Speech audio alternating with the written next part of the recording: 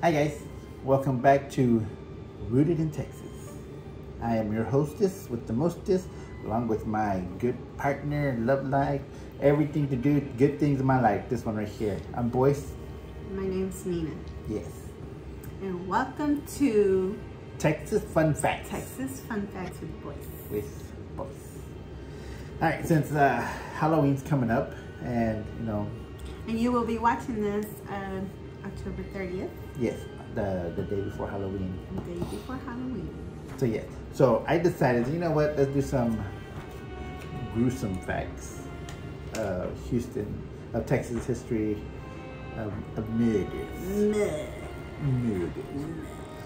All right, so this is one, it's here recently in the past 25 years, 24 years, what, 2023 right now? So the past 22 years, this happened like 22 years ago. So, like I said, if you're not from Texas, you wouldn't know too much about this person. But if you are from Texas and this happened 20 years ago, 22 years ago, the name will ring a bell. Andrea Yates. Okay, she drowned her five children. Yeah. Now this is from the Houston Chronicle Post. Little byline, let me read it for you. Andrea Yates seemed like a normal mom, but on June 20th, 2021, or June 20th, 2001, that all changed. After attempting to commit suicide, the Houston-based mom drowned her five children in the bathtub of their suburban home. They were all between the ages of 6 months to 7 years old. 6 months to 7, 5 kids. Can you? Yeah. According to the news, I remember this very clearly because it was very, very tragic. It happened in Clear Lake, Texas, which wasn't very far away from where we were. And we know that area. Yeah. So it kind of hit home, and it was in the news. It was everywhere on every channel. Everything. They were just talking about it over and over and over again. And apparently she was suffering from postpartum depression. Yeah, so Yates was sentenced to life in prison, which was eventually overturned during an appeal. So she appealed it and it was overturned. She was found not guilty by reason of insanity in 2006. Mm-hmm. After suffering from postpartum psychosis, she was then committed to a Texas mental hospital where she allegedly spends each moment thinking about how she mercilessly drowned her five children. I don't know.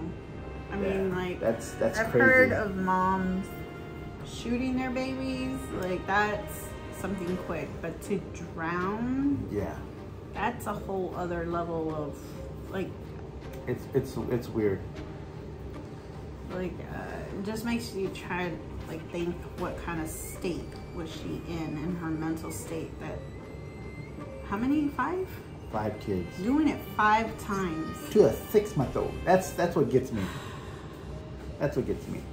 That's just so terrible and so sad. And I don't know, I can't really judge her because when I had my first, I did go through postpartum depression, but it wasn't like that. Yeah. And also, the partner, her husband had to help.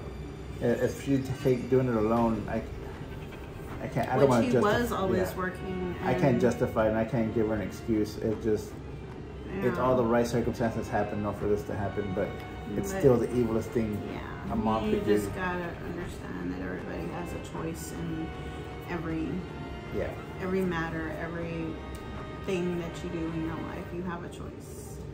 Yeah. So that leads us to number 2. Now these are 5 of them. These are not from worst to least or least to worst or whatever. It's not. It is just randomly, and this is just what caught my eye.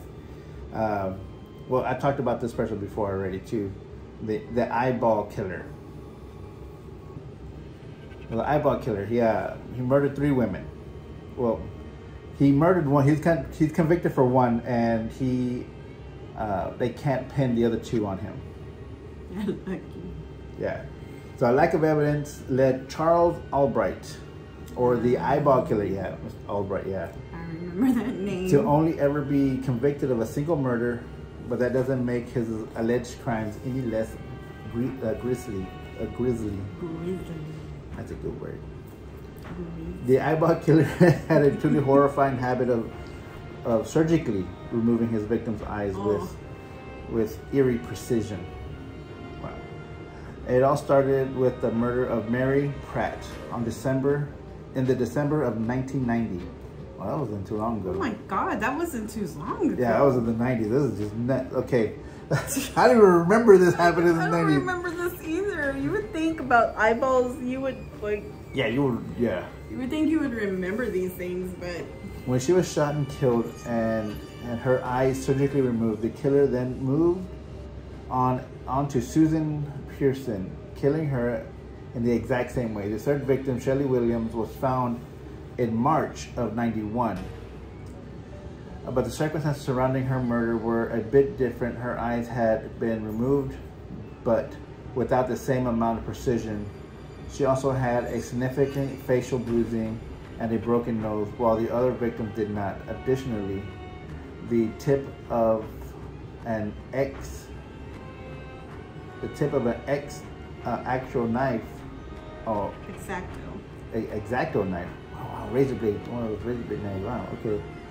Was found in the eye socket, and the bullets of her body matched the ones found in Mary Pratt. The killer had used the same weapon. Okay. Yeah.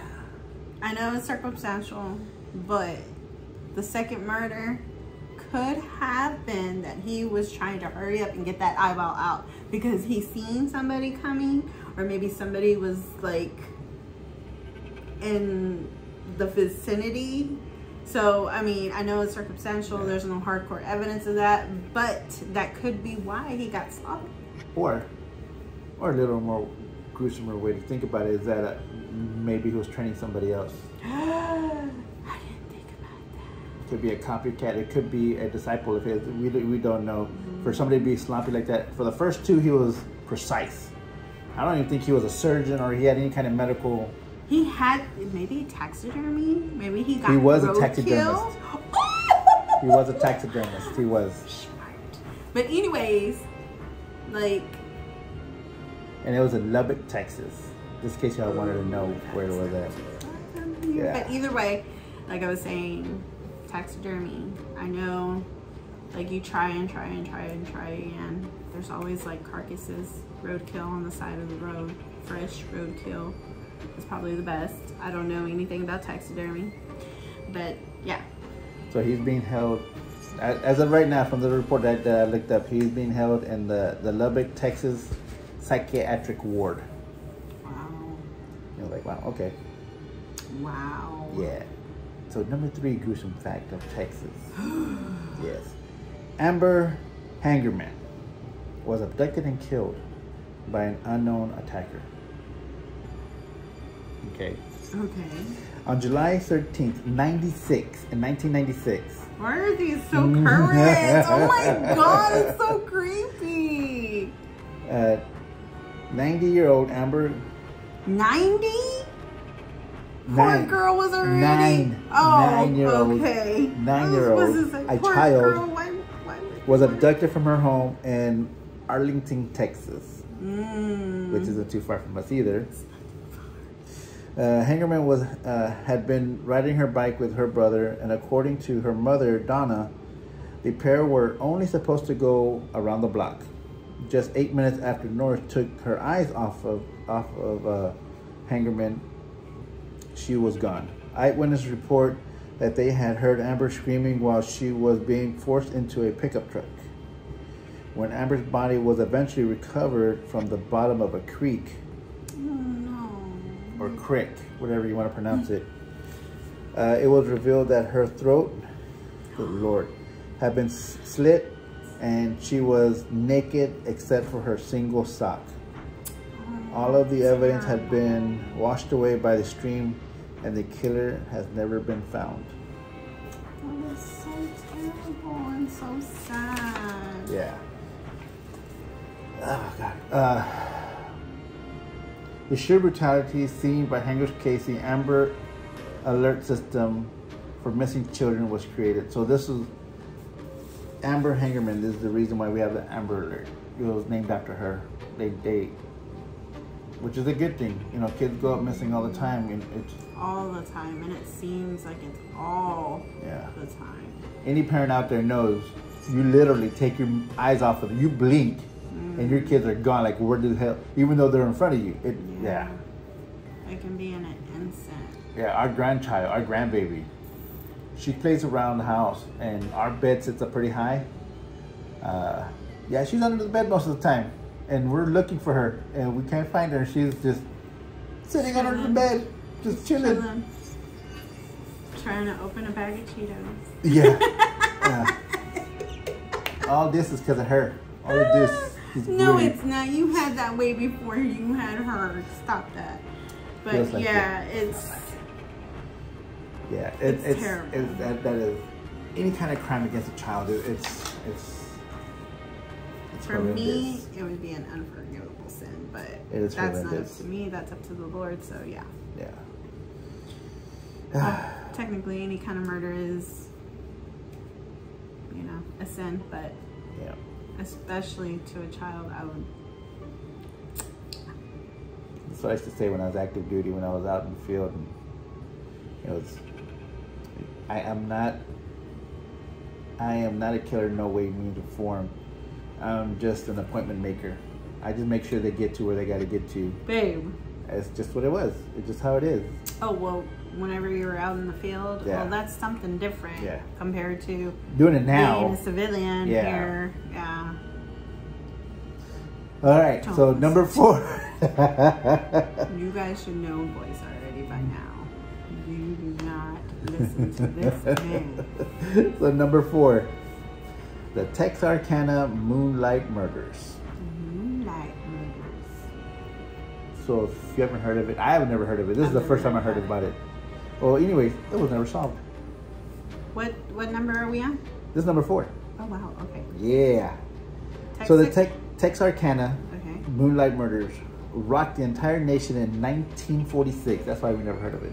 Oh, it was way before our time. You know, because they were so disturbing and bizarre. In fact, the murders remain some of the most infamous unsolved crimes in American history. And the Phantom Killer inspired not one, but 2 films. The murders themselves were something straight out of a horror movie. The first occurred in February 22 in 1946, when Jimmy Hollis and Mary Jane Leary were parked in their car in a secluded area of a park, at which they were attacked. And Hollis was severely beaten, while Larry, it looks like Larry, but it's not Larry, it's Leary. Larey. Larry. L-A-R-E-Y. L-A-R, yeah, you know what I mean. Letters. Was violently molested. The attacker was described as wearing a white mask with holes cut out around the eyes and mouth.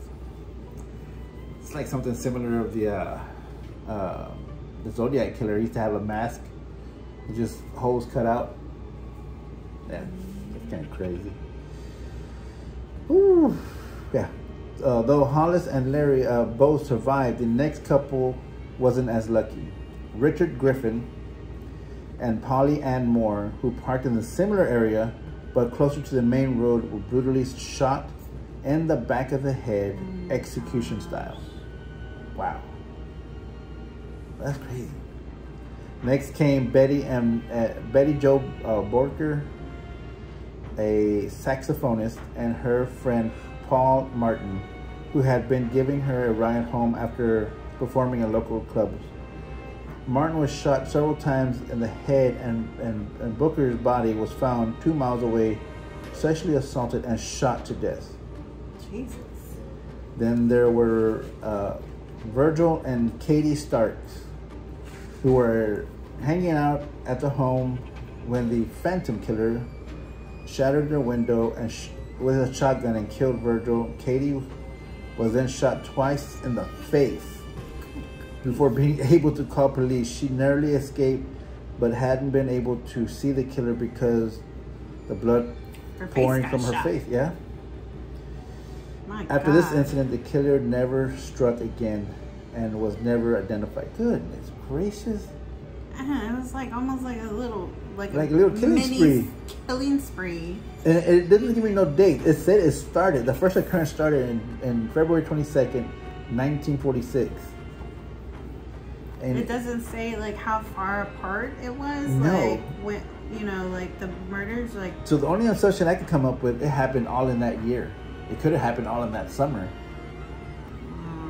I'm trying to look it up right now. So my question is, Virgil and Katie had to have been a couple, like a Yes. married couple. Yeah. So what were they doing? Parked somewhere?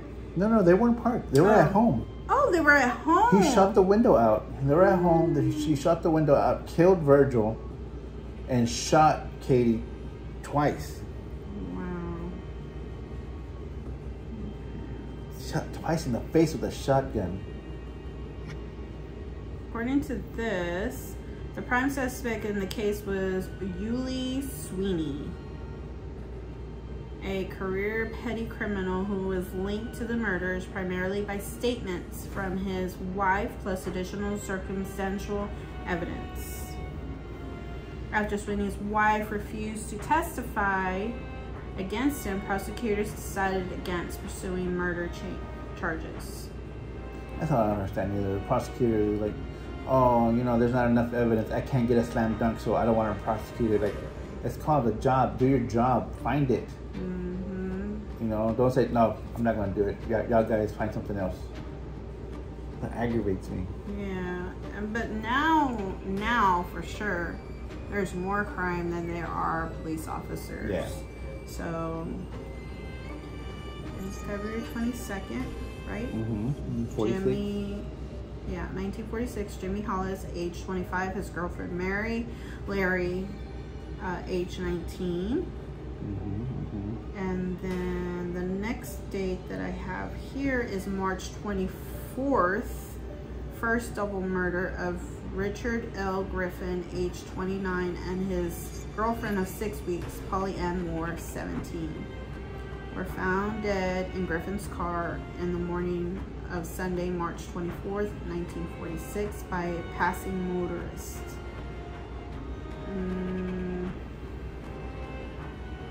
April 14th, second double murder, around 1:30 on Sunday, April 14th, Paul Martin, age 17, picked up by Betty Jo Brooke, age 15, from a musical performance at the VFW Club.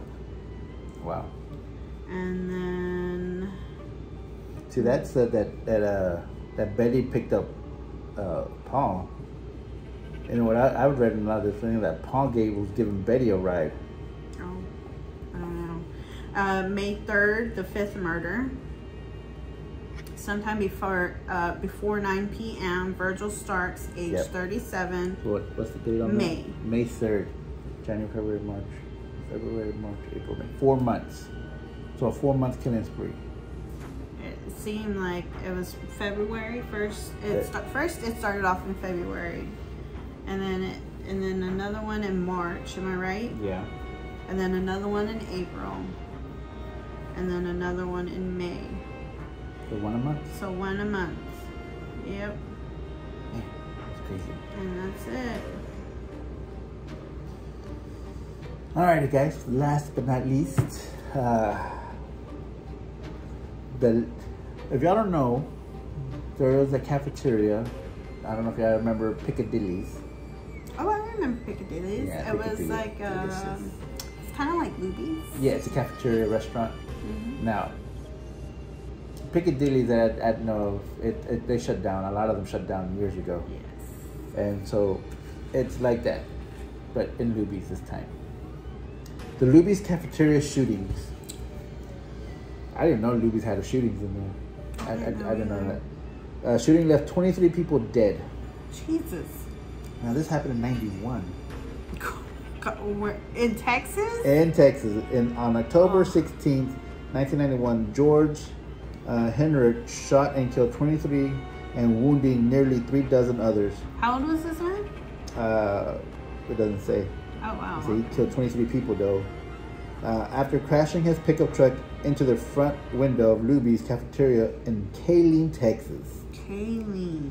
And opening fire. At the time, the mass shooting was the deadly. This was the deadliest mass shooting at the time. A deadliest non-school shooting in American history. So this was the deadly at that time, around 1991. Mass shootings weren't really that much to hear of, in 91. That was probably like the peak of Yeah. it. It was later outranked by the tragic 2017 shooting in Las Vegas, which claimed 58 lives. Okay, and injured hundreds of people. The Pulse nightclub shooting, which claimed 49 lives, in Sutherland Springs, which killed 25 people, and an unborn baby. I didn't know about the unborn baby. It is now the 4th deadliest non-school mass shooting in the United States history. I got a picture of Mr. George. Right here. You see it? That's the dude. That's him. Man, how old was he? And he was... Day of birth. He was born in 1956. So 56 to 91. So that's 60, 30. He was about 36 years old? 36 years old. That's insane. Why would you want to shoot up where elders go eat? Like, seriously, people just trying to chill and eat. And how many? 23? 25 23 people killed and over 3 dozen wounded. What's wrong with this world? It's crazy. Just want to give you these creepy facts. It's not really creepy. It's The deadliest? the deadliest shooting at that time since 1991. The deadliest non-school shooting. Wow. Yeah, that's crazy. They had to put that in there. Non-school shooting. So let me just tell me, in 91, there was a worse mass shooting in 91. When? I don't even know when was the first school shooting. At least in Texas. 1966, the University of Texas Tower shooting. The University of Texas, you want to tell us something? Yeah, right? It was a mass murder which occurred on August 1st, 1966, the University of Texas at Austin. The perpetrator, 25-year-old Marine veteran. Don't Charles Whitman. Make it look bad. Indiscriminately fired at members of the public, both within the main building tower and from the tower's observation deck. He shot and killed 15 people, including an unborn child, and injured 31 others before he was killed by 2 Austin Police Department officers, approximately 96 minutes after first opening fire for the observation deck. An hour and a half shooting spree. Sad. Something must have happened to this man, because I know a few Marines, and they're very, very proud of where they come from.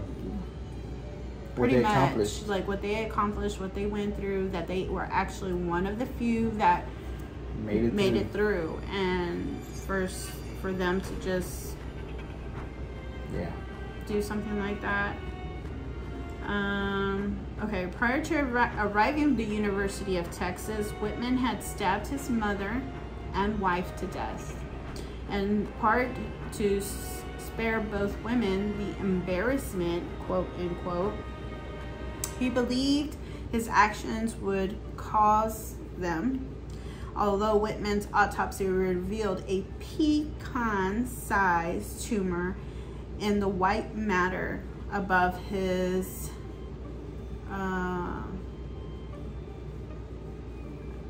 Amygdala. Amygdala.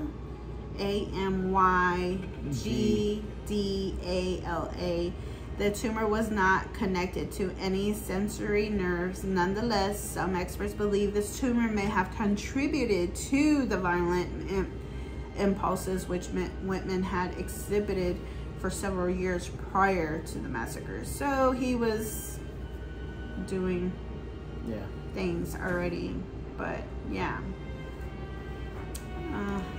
this is terrible. It is very. So, on a lighter note, thank you for watching. Yes, guys, thank you for watching, tuning in. We try to give you facts. Yes. Okay, not we don't make this stuff up. We don't do it. It's stuff that actually happened and everything. It's horrible for the families, and we'll keep them in our prayers and everything to help them get over it. Yes. There's still a lot of things that are happening currently in the world today, and we all just need prayer. We need to pray for one another, including the people that don't like us and wish us the worst. They need double portion of prayer. And the best part of that, you pray for somebody that don't pray for me. Okay, we will pray for you. You're not the boss of me. So that's it for today. Thank you for joining us with Voices Fun Facts. Voices Fun Texas Fun Facts. Don't forget to hit the like and subscribe button, and don't forget to hit the notification bell.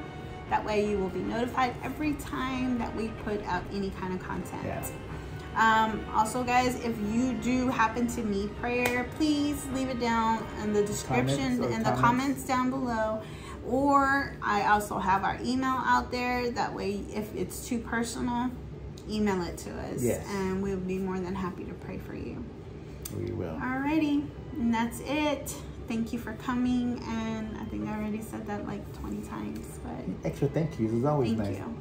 All right, guys. Remember, sharing is always caring. All right. Be good to one another. Love y'all. Bye. Hey, y'all. Watch this.